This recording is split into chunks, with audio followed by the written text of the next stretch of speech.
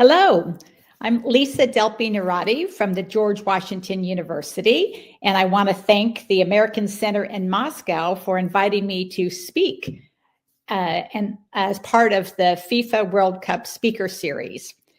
So I'm fortunate that I've had the opportunity to attend 6 World Cups, soon to be 7, as well as 22 consecutive Olympic Games. And as part of my attendance at all of these events, I look at the legacy from all aspects. And so today we're going to really be talking about what happens beyond the final whistle, understanding the World Cup legacy. Some of my examples will also include some Olympic examples, just to put it all into context. But let's go right ahead and start. So I'm going to, just as a background, in 1994, the U.S.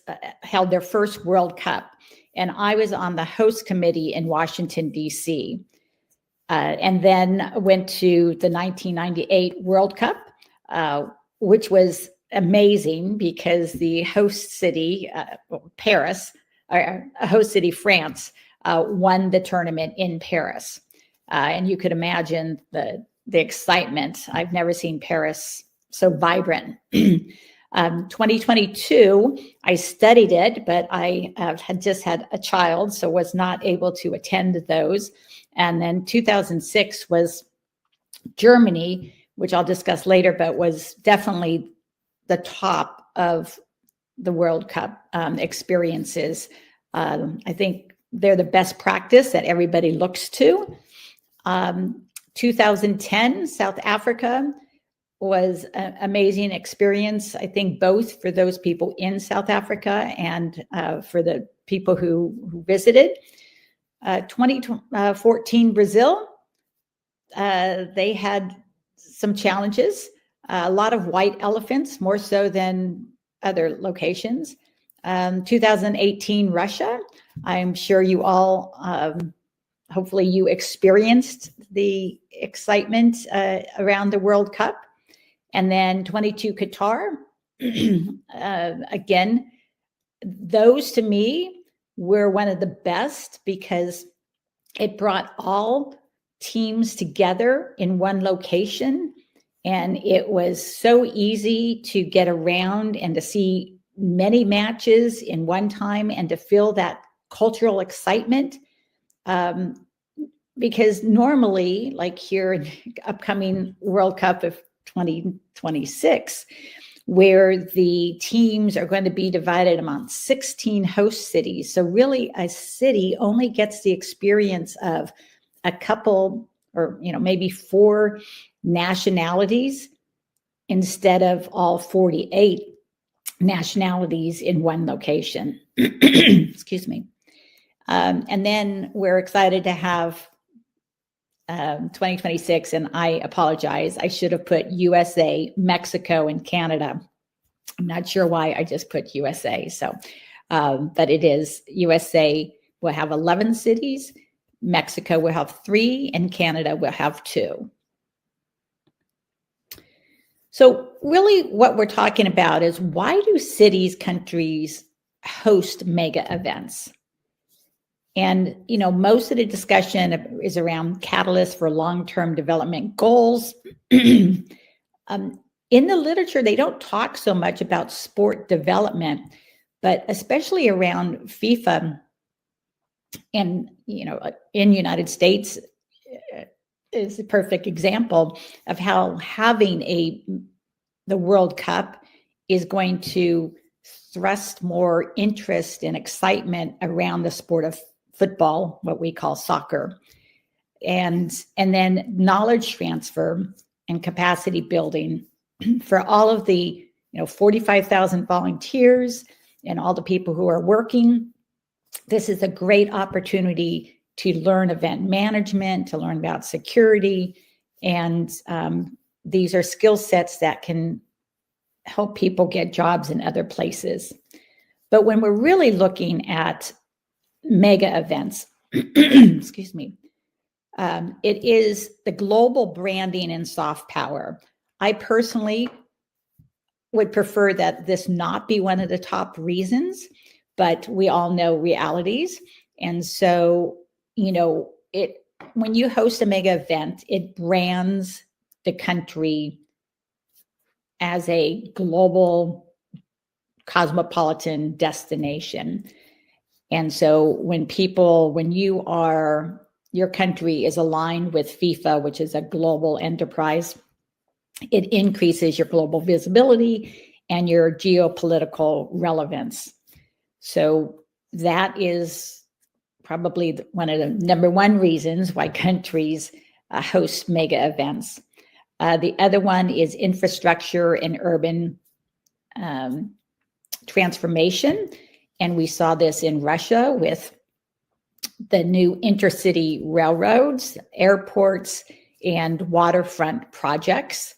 But you've seen that in many other countries as well.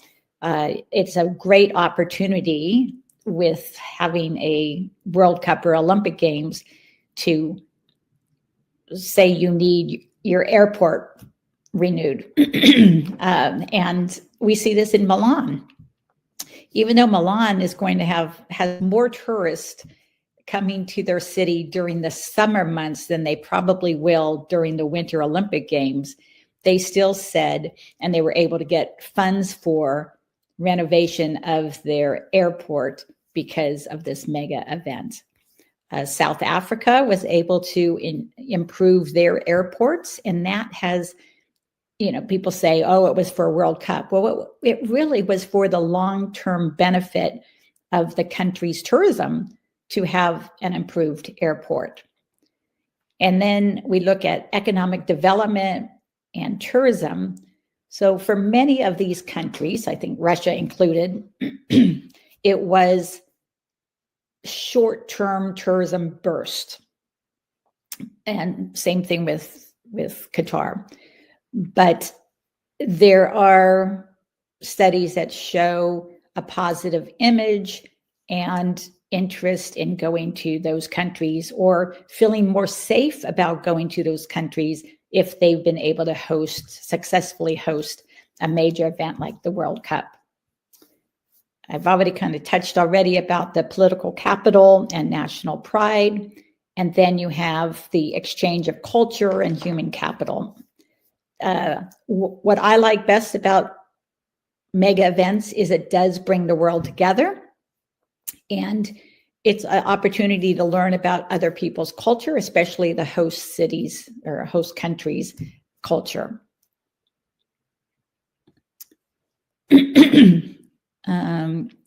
Where are my bullets? Hold on. There's supposed to be bullets, colored bullets on this slide, so I'm not sure why they're not showing up. But this was an analysis of all the different World Cups from 94 to 2026. And I had put green, yellow, red in terms of how it succeeded in their legacies. And let me just see if nope, it's not showing up. Sorry. Okay, well, I'll just talk through this slide. The 1994 World Cup here in the United States was a model of sustainability. We didn't need to build any stadiums. Some stadiums were upgraded, but it's what we're doing also for 2026. We're fortunate in the United States and also Canada and Mexico that we have the infrastructure in place, everything from the transportation to the actual stadiums to our water treatment plants. Nothing really needed to be developed. So there was a large surplus of revenue that came from the 1994 World Cup, and it actually is still being used to promote soccer in the United States, which I'll share a little bit more about later.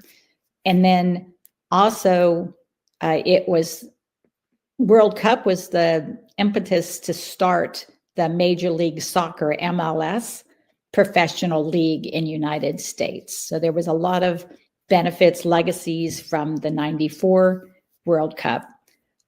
France, Japan, Germany, all the others use the World Cup to really expand their infrastructure, build new stadiums, upgrade their airports, and really modernize infrastructure. Japan and Korea, they did not have as much success, long-term legacy impact as some of the other World Cups have had. Germany, as I mentioned before, is known in FIFA circles as the best with using best practices. What I think was most important in Germany was how the whole country came out to support the World Cup. Inside and outside the venues, the excitement was just 24/7. All the restaurants, all the bars, all the streets, people were just outside really embracing the World Cup because they're a football country. They love football and they truly showed it. So I think for me, the people and the locals often make or break, and especially the volunteers, the success of a major event. And so, Germany had excellent infrastructure. They had great atmosphere, and the combination of the two really proved successful for a mega event. South Africa, I think the locals did embrace it. I think the government was smart that they started about a year out that every Friday was football jersey day. And so people would wear any jersey. It didn't have to be the South African jersey. It could be the German, US jersey. But it started the mentality of the local people about supporting football and welcoming the world to South Africa when it came. And all of the restaurants and hotels, all of their staff were wearing jerseys during our stay, which I thought was a great idea. And of course, Adidas welcomed that as well because Adidas sold a lot of jerseys from that. But South Africa, they did have a bump in tourism. Their infrastructure improved, like as I said before, airports. But in reality, long-term effect, they had some white elephants. The Cape Town facility is not being used as much as it could be. Joburg, it's still being used, but some of the other venues, are not being used as much as it could possibly be. Brazil, FIFA was trying to tell Brazil, you only need 8 stadiums. 8 stadiums is the minimum stadiums that a host country needs to offer. And FIFA gets blamed for Brazil having 12 stadiums, but the reality is politics got in the way and they couldn't decide which territory in Brazil wouldn't get a World Cup match. So they decided to put them everywhere. So in the jungle in Manaus, where obviously I love that stadium and it had great environment, but the after use, the legacy was not and is not there. The one that they spent almost more money on is in the capital, where it didn't have a football team, a professional football team. So that stadium was beautiful, but it's not being used now. There was a lot of kind of wasted resources on the Brazil 14 World Cup. So that's unfortunate. Russia, I think there was a lot of goodwill built up because in my experience, I've been to Russia many times, starting with the I was there in 1988, but the 1980 or 1994 Goodwill Games. And then I was back for the Sochi Olympic Games and the 2018 World Cup. You put on excellent event management is always top notch anytime in Russia. And so again, I think there were some stadiums built that may not be used fully, but it was great to see the intercity train improve and the airports and the other infrastructure. Qatar,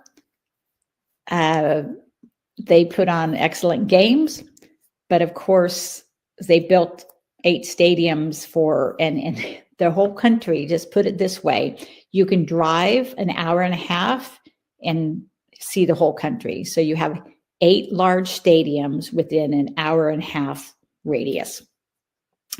Great for tourists, but the post use, and I know one of them was in containers, so it's supposed to be taken down. I'm not sure if it's actually been taken down yet or not. I know they're looking at hosting a Summer Olympic Games in the future. We will see if that ever takes place. But in terms of soft power, they were very successful in that, where they brought so many people from around the world to Qatar, and then all the TV images as well. It was just beautiful, well organized, and so I think that is what left a positive impression on many people for Qatar. And then we have the US, Canada, and Mexico coming in 26. So, I just wanted to go through briefly some of the legacies of each of these. And then I like to, I think pictures are worth 1,000 words. So we're talking about tourism.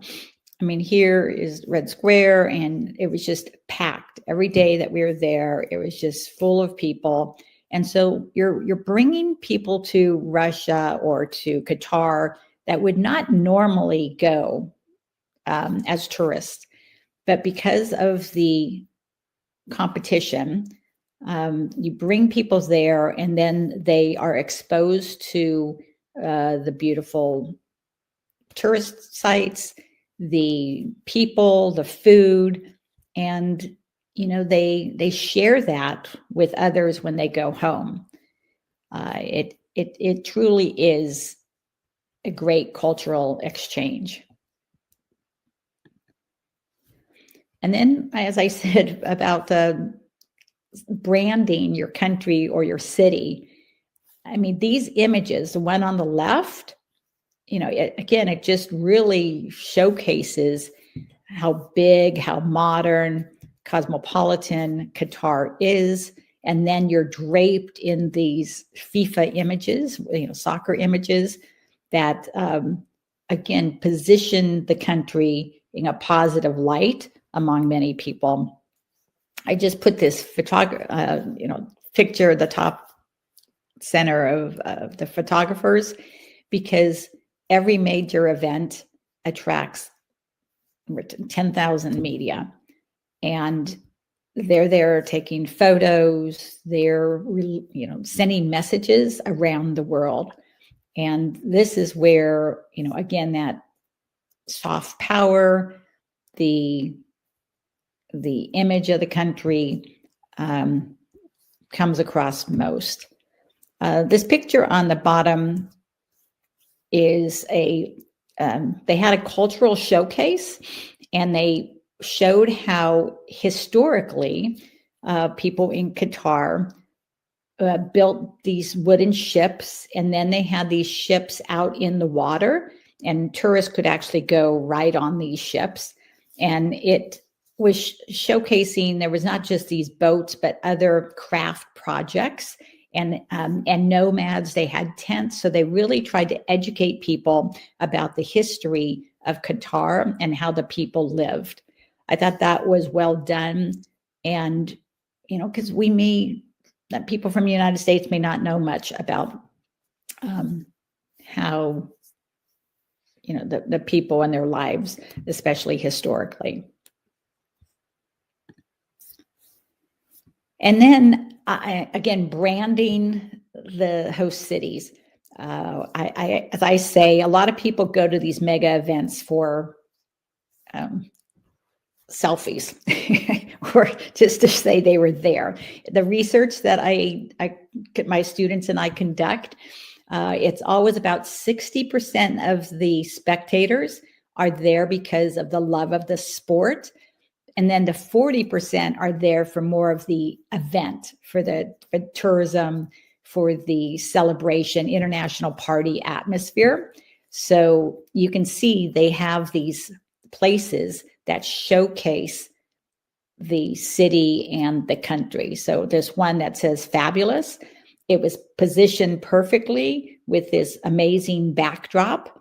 And of course, thousands of people took photos and then posted them for everyone around the world to see how fabulous Doha and Qatar is. I'm going to go back a little bit more about the social component of this and the sport development.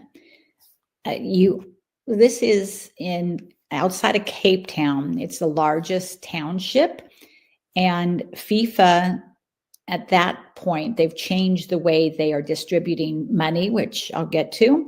But at that point, FIFA paid for a football pitch and a small education center in a location that historically had been a really bad location for women being abused. It was a dark area. Transportation hub was on one side of it and housing was the other. So many people had to cross this area in the dark, and women were abused in that area. So it was a great social opportunity, social impact, to put this lighted football pitch. So then it made it safe for people to go through this area. Plus, they brought men and women both to play in this pitch. And it is still going on today. And Grassroots Soccer, an NGO, runs the football program. But they don't just say go play football or just run tournaments. They use it for an educational curriculum. Not sure if you've heard of skills, but they would educate people on how HIV/AIDS is transmitted in your body by educating people like, okay, you run a football plan. Your coach teaches you a plan, and very similar to how the ball goes down the court. This is how AIDS gets into your body and how it goes. So it's a very extensive curriculum that they have. People who want to play football on this pitch or in the program needs to go through this training. They also get tested for HIV. So it's a win-win. We call it sport for health. And other times it's sport for conflict resolution or sport for education. But this one is definitely sport for health. Now, Nike is not the official sponsor of the World Cup or FIFA, but they built a huge football complex in Soweto. That was in Joburg. So FIFA is outside of Cape Town, and Nike. And I had the opportunity to return to Joburg a few years ago, and I was just delighted to see that this complex is still up and running and very active. They have more lights, more fields, more education space than before, and it's just great to see how the legacy, for me, the social impact is more important than oftentimes, this geopolitical or tourism, which is hard to judge. FIFA support in Brazil, there's 71. Brazil is a country with more NGOs than I think any other country. And 71 of them were using football as a tool for social development. Again, it could be for health, education, conflict resolution, employment. But here, FIFA did an assessment of all 71. They then, selected 40 of them were eligible, and then they gave grants out to ultimately 28 of those to help them with capacity building and growth of their programs. In case you are not familiar, each member association, football member association, so each of like U.S. soccer, German soccer, they are eligible for up to $8 million over the 2023-26 cycle. They get automatically $1.25 million for operations, $3 million for projects such as the soccer growth initiative. And so this is something that I think all football federations need to take advantage of. And the money comes from the proceeds of World Cup.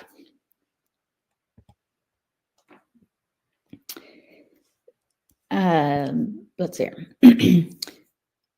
But going back to United States World Cup legacy, in 1994, as I mentioned before, the proceeds, so let me back up. FIFA used to let the host country really manage the whole event. So the host country would be the one that sells the tickets and sells more of the domestic sponsorship, and they would run the tournament. Starting in Doha and in Qatar and completely in United States this time, FIFA is running the tournament. We do have host cities, but they're more for like the fan fest and making sure the city is ready to welcome the world and not so much running the tournament. So it's kind of changed the financial model. As I said, in 1994, the United States made $50 million, and $40 million of that went to start the U.S. Soccer Foundation. And that foundation, its mission is to transform children's life through sport, through soccer. And it's still operating from the proceeds of this $40 million that's been invested. They build soccer fields, pitches in underserved communities, and puts on programming. It helps coaches coach training. And so that still exists. It's based here in Washington, D.C. For the 2026 World Cup, the U.S. Soccer decided that it wanted to create its own Soccer Forward Foundation, similar to FIFA Forward. And so the money that U.S. Soccer receives from FIFA for their FIFA Forward program, part of that $8 million, goes into this foundation. And again, it's really meant to grow football in United States and to help more youth play football. I also want to touch on the importance of corporate partner social impact. So we talk about these corporate sponsors, and we really, some people say, oh, it's over commercialized, but they bring a lot of money. Television rights are the biggest revenue source for FIFA, and then corporate partners. But these marketing agencies of corporate partner, all these companies want to do something socially good in a country. And so the marketing agencies that they hire look for local NGOs, non-governmental organizations, like in FIFA, like in Brazil, there was 71 of them. And they look to align with these nonprofits and to do some sort of programming or activation in the country. And I'm going to share a couple examples of that here. So for the 2014 World Cup in Brazil, I really think the social impact was greater than, say, the tourism impact, economic impact. Johnson & Johnson was a sponsor at that time. They're no longer a sponsor, but it's Johnson & Johnson's a medical provider. And they had these pop-up clinics. They went around the whole country in all the 12 different host communities. They did health screenings, and they donated, they collected blood and then distributed that blood to hospitals that needed it. They also did screenings on all the volunteers that joined to volunteer for the Olympic Games. And then they put together these kits for children in more rural developing areas within Brazil. So this was on top of the money they paid to FIFA to be a World Cup sponsor. This was just a sponsor activation, which was above and beyond their sponsorship fee, that really benefited the local communities. This is an Olympic example, but I'm still very impressed by it, and most people never heard of it because GE decided not to do a big promotion, media blitz about this.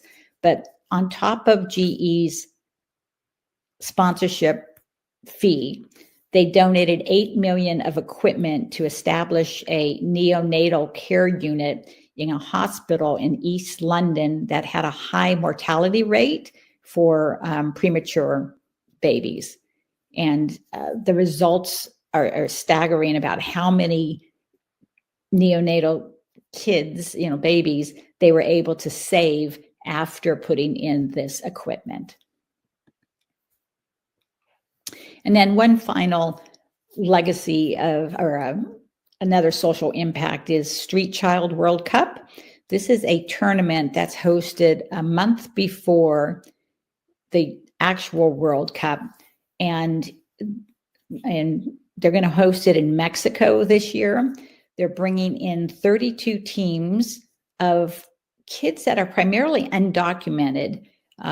Maybe they don't actually live on the street. Maybe they're in orphanages or, homes, group homes, but they have been identified. This organization goes and gets them documentation so they can get a passport, and then they can travel to Mexico to have an experience. So that's another side social impact that I wanted to share with you. Overall, in terms of social impact, it must be community driven, safe places to play, and cultural relevance. Social legacy was a little bit harder in Russia and in Qatar. There wasn't as many non-governmental organizations as there are in many other countries. But I want to thank you, and now I will go to questions. So let's start. Russia, my first visit was in 1988, where I attended an International Olympic Committee meeting, and I was doing a research study on funding of national Olympic committees. So I came to Soviet Union at that time to learn more about how they were funding Olympic sports and what they did with those funds to support athletes. But I did that. I went to 56 different countries doing that research. So that's what first brought me to Russia in 1988. And then I have kept coming back. For the 2014 games, I brought over 26 students, and we were doing some data collection for the International Olympic Committee. So I've been bringing students to the Olympic Games and to the World Cup, Olympic Games since 1992, and World Cups since 2010. And what we do is we collect data primarily on spectators. Why did they attend? What did they do when they were at the mega event? You know, how much were they spending? And then satisfaction. 2018, again, I had students there, and we were doing research. So in terms of my favorite city sites and favorite food in Russia, I would say, well, Sochi turned out to be beautiful. The weather was warm. But I think St. Petersburg may have been one of my favorite spots. It's hard to say. There were so many positives about the different cities that I visited. Argentina with Messi, you know, what city in Argentina?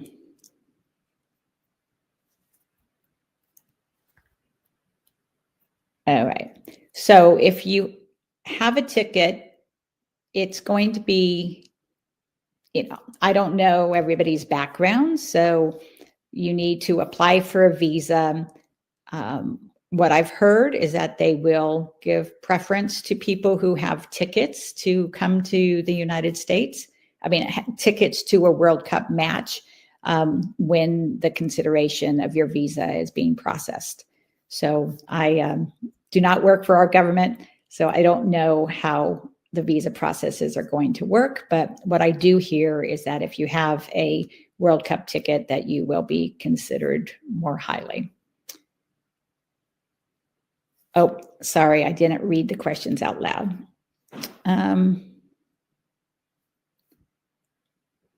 Okay, so the question, what could be a possible solution for the stadiums that are no longer in use? Okay, so number one, in my experience, there was no planning for post-game legacy. Going back to Athens, that's one of the kind of Olympic Games with the more negative legacy. But I got a call 3 weeks before the game saying, oh, how do we leverage these games? I'm like, how do we leverage it? And then when we looked into some of their contracts, it said that these venues had to stay as a sport venue and they couldn't be transferred over to, say, a music hall or a commercial center. So I think when you are building these venues, you have to think, how can I use this space for something other than football? And you have to do that in the planning stage. So the contract says it. And more importantly, that there's money to change it. So for the Brazil summer, for the Rio Summer Games in 2016, they had a great legacy plan. They were going to move one of the swim pools to a different location, you know, like another smaller city. They were going to convert one of the buildings to a school. They were going to take another building and move it someplace else. And they ran out of money. They came upon economic hardships. And so none of that legacy plan was ever implemented. They did take 2 of the venues and keep it as training facilities for their athletes. So that was a positive legacy there. FIFA, I know what the International Olympic Committee is doing now to try to avoid white elephants is they're having anybody who wants to host an Olympic Games, they have to come and lay out a whole plan about how hosting the Olympic Games fits in to their 50-year city vision, or 25 to 50-year city vision. So what is it? They don't want to just host the Olympic Games as a standalone thing. They want it to be part of the city's development and long-term outlook. So it's no longer, I'm going to raise my hand and do a big show and hopefully I'll get the votes to become an Olympic host city. You have to go through a whole process beforehand, and it's not so much let's just select, voting on a city that maybe outspent another city. Excuse me. So FIFA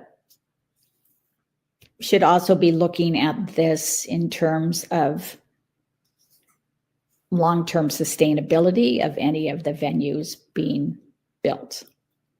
Morocco, I was recently there. They're going to be the next host city, along with Spain and Portugal. Portugal still has a lot of venues when they hosted Euro Cup and Euro Championship.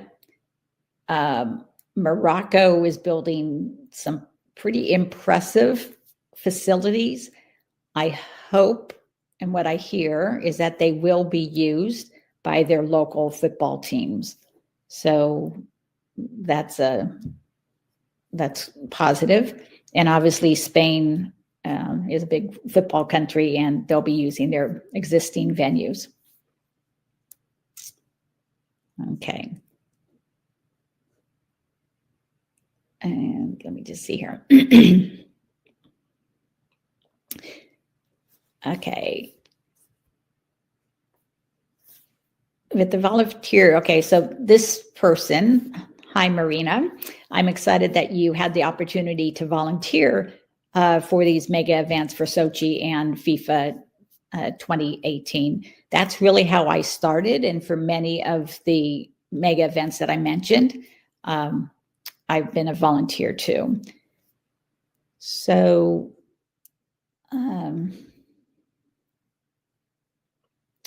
you're curious about the leadership perspective, what become the hallmark of an ideal volunteer in your selection process. So have you gone through the volunteer selection process for 2026? It's an interesting process. I just went through it. So you are asked to go and physically interview in person, and they ask you a whole series of questions. It's a one-on-one interview process. I've never really had that before. I've had group interviews, but for the 2026 World Cup, at least for the bigger cities like Philadelphia, New York, they were doing one-on-one interviews, in-person interviews. And I really think the most important thing is that you're just interested in helping spectators have the best possible experience ever, and not looking to be on the pitch or in the stadium, but that you're willing to be outside the stadium, giving directions, wayfinding. For me, trying to find the stadium and how to get in and where's my seats is always the most challenging part of going to a mega event. So having people guide you all the way through from outside the stadium to inside is very important. And having just a positive attitude is what I believe is an ideal volunteer.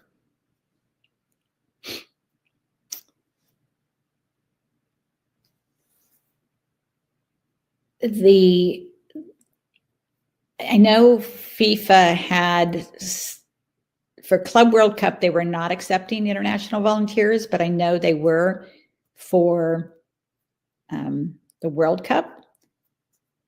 But right now, the volunteer applications have closed. They opened it up last in the summer, and then from what I hear, they have closed those off. So unfortunately, the volunteer opportunities are no longer possible.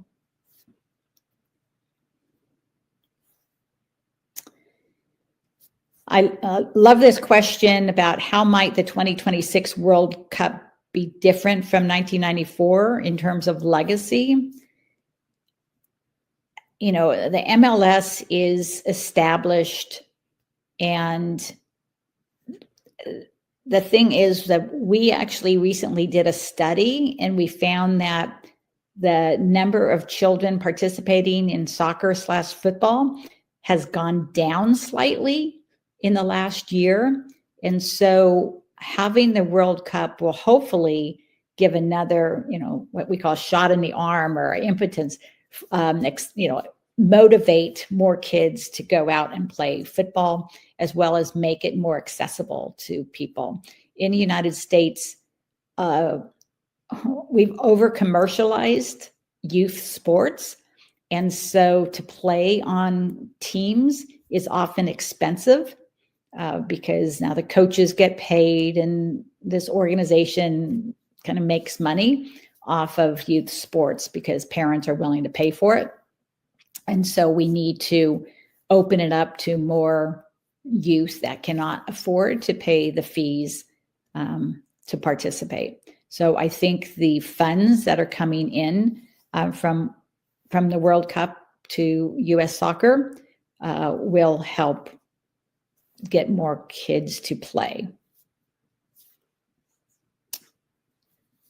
Okay.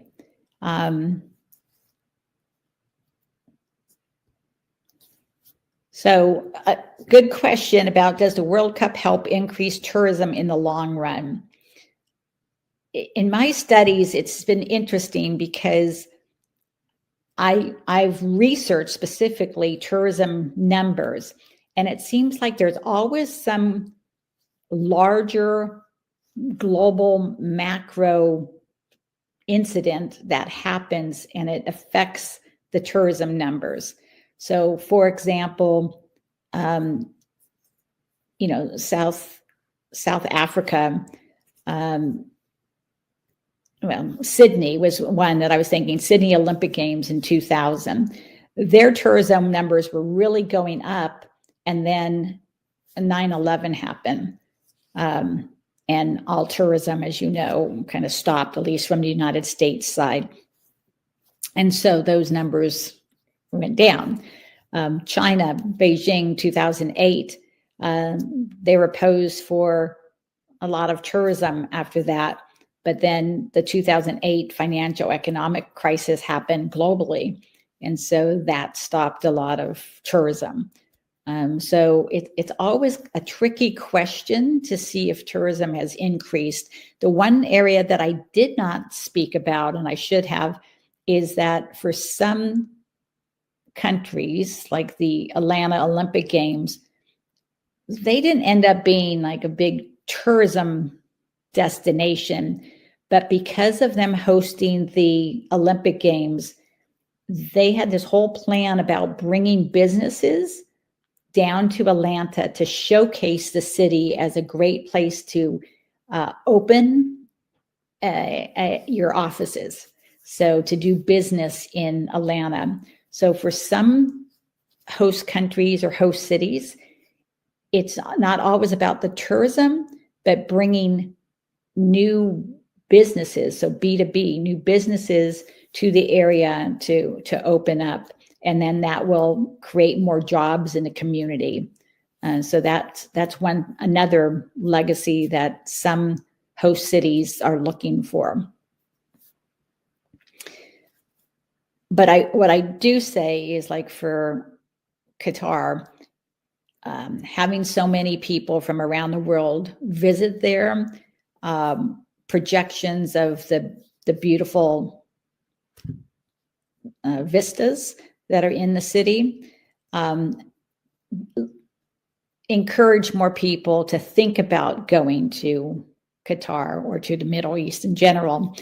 And so the numbers have not skyrocketed, but I know the impression of Qatar has been more positive than it was before.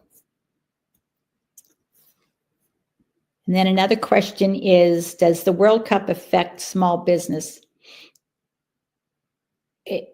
Honestly, it really does. And there's, in the United States, at least, we have a special small business initiative that we want to work with more small businesses. But it all depends. I've done a lot of presentations on this to host cities that these small, like a restaurant here, putting a sign up that says welcome soccer fans, or having flags, or having something in your window that indicates you're a fan or friendly to fans, really drives people to come into your place of business. Even if you have a store, having a jersey out front, or having, welcome the world, it will make people will feel warmer to your establishment. So you have to be proactive. Small businesses will not see a big benefit if they are not trying to get a contract for cleaning, or a contract for catering, or a contract for construction. There's plenty of contracts out there, but they do need to be proactive and understand how it works. And then also, if you're fan facing, or trying to get more fans to come into your business, you have to be welcoming.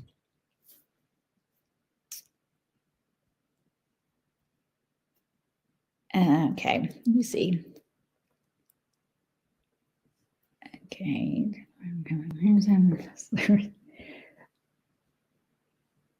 Small businesses. Okay. Here's a question. What should fans pay attention to beyond the matches themselves? Well, if you're on broadcast, obviously it's hard, because that's all really they're going to talk about is the matches. In person, what I like to do is go to the museums. For World Cup visitors, it's really interesting, other than Qatar, where you had an opportunity to go up to a match every day or multiple days. I went to 3 matches in a day, but Qatar was very unusual. Typically, you have 1 match every 3 days in a host city. So there's a lot of downtime around the FIFA World Cup if you're a spectator. But that means that you have time to go enjoy the city. You have time to go to museums. You have time to go shopping. You have time to go eat at different restaurants. You're not just eating at the stadium. So it's really a time for cultural exchange. And, my experience at World Cups is that we spent most of our days in bars watching other matches in other cities, but it was the environment that you got to meet other people from around the world that is most enjoyable about a World Cup if you're not in the stadium itself.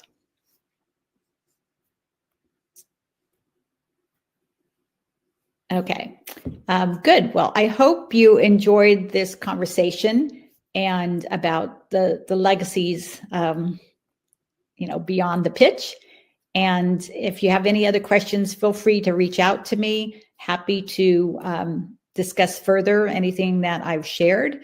And I hope you all have an opportunity to experience a World Cup at one point, and look on through the broadcast if you're not able to come to the World Cup, and see how the cities and the country is being portrayed. And if it's in a positive light, a negative light, hopefully it will be in a positive light. and, you know, just think back about the discussion that we had today. Thank you again.